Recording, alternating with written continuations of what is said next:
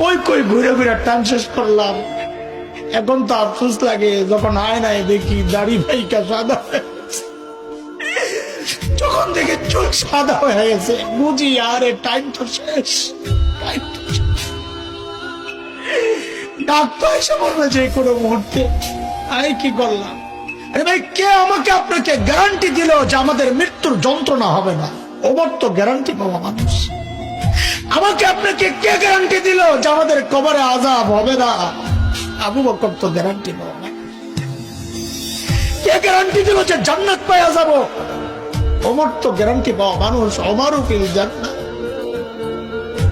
কেন এত উদাসীন হয়ে গেলাম বলে? চুল পাইকা সাদা এখনো গুনাহ ছাড়তে পারে না, দাড়ি পাইকা সাদা এখনো গুনাহ ছাড়তে পারে। কবে ছাড়বে? ও বাপ, কবে ছাড়বেন গুনাহ বলেন?